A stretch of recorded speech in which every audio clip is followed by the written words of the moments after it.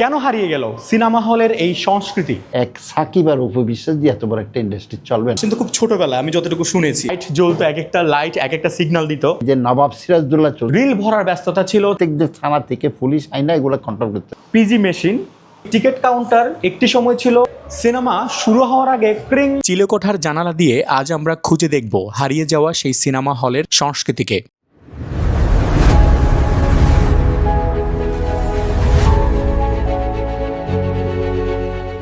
আপনি কি মনে করতে পারেন শেষ কবে টিকিটের জন্য সিনেমা হলে লম্বা লাইন ধরেছিলেন, কিন্তু সেই লম্বা লাইনের সিনেমা হল আজ শুধুই নীরবতা? শেষ কবে শত শত মানুষের সঙ্গে একসঙ্গে বসে বড় পর্দায় সিনেমা দেখার সে উত্তেজনা অনুভব করেছিলেন? আজকের এই নীরবতা দেখে হয়তো বিশ্বাসই হবে না, এক সময় এই হলগুলোর সামনে ছিল মানুষের ভিড়, ছিল উৎসবের আমেজ, ছিল আনন্দ আর উল্লাস। এখানে যাইতে পারবেন।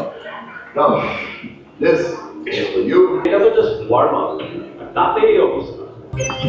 এই সিনেমা হল শুধু একটি ভবন ছিল না, এটা ছিল মানুষের মিলনস্থল, আনন্দের ঠিকানা আর অসংখ্য স্মৃতির ভান্ডার। একটা সময় ছিল যখন শুক্রবার মানেই ছিল নতুন সিনেমা, ঈদ মানেই ছিল মানুষের ঢল। টিকিট কাউন্টারের সামনে ছিল দীর্ঘ লাইন, প্রিয় নায়ক নায়িকাকে বড় পর্দায় দেখার অপেক্ষা। আমি এখন যেখানে বসে আছি এটি হলো ওয়েটিং রুম। এই জায়গাটিতে মহিলা যারা আসতো তারা ওয়েট করত পরবর্তী সিনেমা কখন শুরু হবে। আজ এই চেয়ারগুলো আছে কিন্তু মানুষ নেই, দর্শক নেই, শুনশান নীরবতা। সিনেমা হল শুধু একটি ভবন ছিল না, ছিল মানুষের আনন্দ আর স্মৃতির অংশ। কিন্তু আজ সেই দৃশ্য বদলে গেছে। যেখানে একসময় মানুষের ভিড় ছিল সেখানে এখন নীরবতা। অনেক হল বন্ধ হয়ে গেছে, অনেক হল হারিয়ে গিয়েছে সময়ের স্রোতে। সম্প্রতি আমি গিয়েছিলাম চট্টগ্রামের সিনেমা প্লেসে। এক সময় ঈদের দিন যেখানে মানুষের ঢল নামতো, আজ সেখানে দর্শক খুবই কম। এই মুহূর্তে আছি আমি চট্টগ্রাম সিনেমা প্লেসের যে মালিক আবুল হোসেন সাহেবের রুমে। এই হলে যারা কর্মরত আছে তারা ঠিক ছোটবেলাতে কিন্তু এই হলে চলে এসেছিল চাকরি করার জন্য। ঠিক এত বছর পরে এসে এই হলের স্টাফরা কোথায় যাবে সেই চিন্তা ভাবনা করে কিন্তু এই সিনেমা হলের কর্তৃপক্ষ এখন পর্যন্ত এই সিনেমা হলটি টিকিয়ে রেখেছে, যেটি বর্তমানে দেখাই যায় না যে আমরা কারো কথা কেউ চিন্তা করেছে এই হলের যে কর্তৃপক্ষ আছে তারা। আমি চট্টগ্রাম চলচ্চিত্র প্রদর্শক সমিতির সভাপতি। 1970-তে আমি ম্যাট্রিক পাস করে আর্টস সিটি কলেজে, 70-তে ইন্টারমিডিয়েট করছি আমি সিটি কলেজে। ইন্টারমিডিয়েট করার পরে আমি আর্টস সিনেমা প্লেসে। আমাদের পরিবার বলতে আমাদের তো অবস্থা এলাহি কারবার ছিল সিনেমা। তখন চট্টগ্রামের সিনেমা হল ছিল অন্তত 25-30টা সিনেমা হল ছিল। এখন যাইতে যাইতে আসছে শুধু সিনেমা হল, আমার এইটা এই একটা সিনেমা প্লেস আর ওদিকে সুগন্ধা। আর আমরা রাখতে পারছি কেন, জায়গাটা হলে আমাদের নিজস্ব, আমাদের ভাড়া দিতে হচ্ছে না, সেই কারণেই। আর আমাদের যে স্টাফগুলো আছে এক একজনের বয়স প্রায় 70 বছর 80 বছর। এদের দিক দেখলেও তো আমারও একটা রক্তর সাথে মিশে গেছি। আমি কেমন যেন সিনেমাতে না আসলে আমারও বাতাস হয় না। তা আমার যে কতগুলো স্টাফ আছে এদেরকে দেখলে আমি কেমনে বিদায় করবো? এদের একজনের চাকরি করে এখানে প্রায় 60 বছর 70 বছর। এরা সবাই কাঁচা চুল নিয়ে আসছে, কালো চুল নিয়ে আসছে, সাদা চুল হয়ে গেছে। এই অবস্থায় যদি এদেরকে বের করে দিই তারা কোথায় যাবে? আমাদের পার্শ্ববর্তী দেশে তো সিনেমা হল চলতেছে না, ওনাদের পার্শ্ববর্তী দেশে তো সিনেমা আর্টিস্ট তৈরি করে ইনস্টিটিউশন আছে, আমাদের নাই। এক সাকিব আর উপবিশ্বাস দিয়ে এত বড় একটা ইন্ডাস্ট্রি চলবে না। এই সিনেমা হলকে টিকিয়ে রাখতে হলে আমাদের আর্টিস্ট তৈরি করতে আগে। আমাদের এখানে আমরা তো জায়গা দিতে পারি নাই। এই যে নবাব সিরাজদৌল্লা চলছিল তো আমার মনে আমাদের এখানে লাইনের মধ্যে বসে লোকে বাঁচিয়ে গেছে, লাইন ছাড়ি যায় নাই।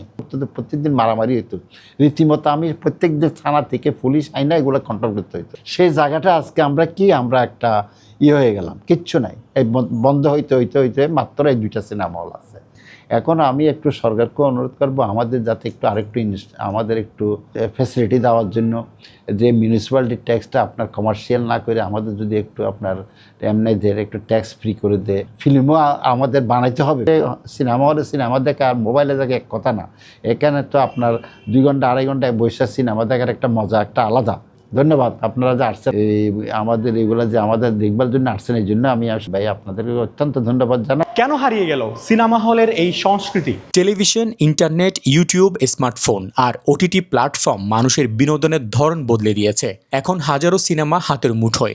এই মুহূর্তে আমি যে কক্ষটিতে বসে আছি, এই টিকিট কাউন্টার একটি সময় ছিল দর্শকের ভিড়, অনেক চেঁচামেচি, কিন্তু এই টিকিট কাউন্টার আজ শুধুই নীরব। কারণ হারিয়ে যাচ্ছে আমাদের বাংলা সিনেমা, হারিয়ে গিয়েছে আমাদের আমাদের স্মৃতি, হারিয়ে গিয়েছে আমাদের আনন্দ। আমরা এখন এমন একজন ব্যক্তির সাথে কথা বলবো যিনি 56 বছর ধরে এই হলে কর্মরত আছেন। কেমন আছেন?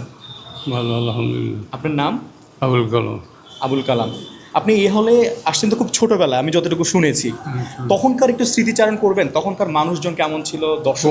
অনেক এখন কিছু নেই। হলটি এখনো চালু আছে, নতুন সিনেমাও আসে, কিন্তু আগের সে ব্যস্ততা, সেই উত্তেজনা, সেই টিকিটের জন্য অপেক্ষা সবই যেন স্মৃতি হয়ে গেছে। বন্ধুরা, এই মুহূর্তে আমি যে রুমটিতে আছি, এই রুমটিতে একটি সময় বিশাল একটি মেশিনের মাধ্যমে সিনেমা দেখানো হতো, অর্থাৎ যে ক্যাসেট ছিল সেটাকে ঘুরিয়ে ঘুরিয়ে চালানো হতো।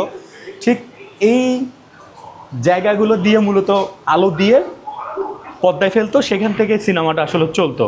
কিন্তু বর্তমানে ওই ধরনের ক্যাসেট না থাকার কারণে, প্রযুক্তি উন্নত হওয়ার কারণে এখন আমরা দেখছি এখানে সম্পূর্ণরূপে কম্পিউটার, প্যান ড্রাইভ, ইন্টারনেট দিয়ে প্রজেক্টরেই এটা চালানো হচ্ছে। এই যে দেখছেন পিজি মেশিন, এইটির কাজ হলো যেখান থেকে সিনেমাটা প্লে হচ্ছে সেখান থেকে মূলত এখানে আসে, এখান থেকে ওনারা ঠিক ওনাদের যে হলের যে পর্দা আছে সেই পর্দায় সেটা চালানো হচ্ছে, কন্ট্রোল করা হচ্ছে আরেকটা জায়গা থেকে। এবং আমরা এখানে প্রজেক্টর দেখছি, এখানে কম্পিউটার দেখছি, সার্ভারের মেশিন দেখছি, ইউপিএস দেখতাম।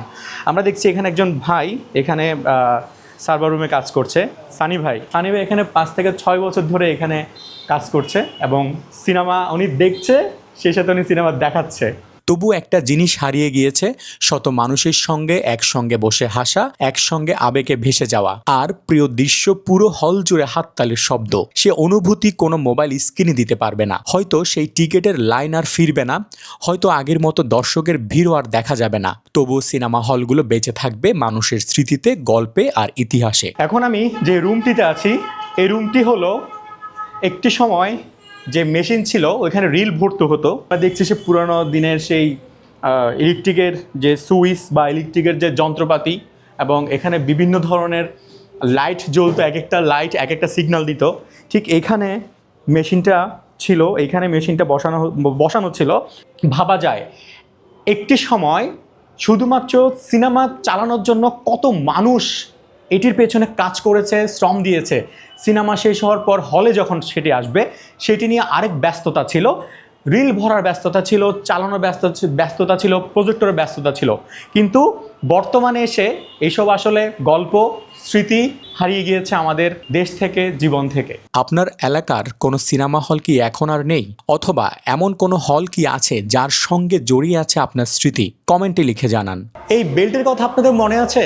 সিনেমা শুরু হওয়ার আগে ক্রিং, এবং বিরতিতে একটা ক্রিং, এবং শেষে এই শব্দটা শুনলে মনে হতো সিনেমার সমাপ্তি। আমি মোহাম্মদ জুবেল, আপনি দেখছেন চিলেকোঠা। জানালার ওপারের গল্প নিয়ে দেখা হবে নতুন কোনো পর্বে। ধন্যবাদ।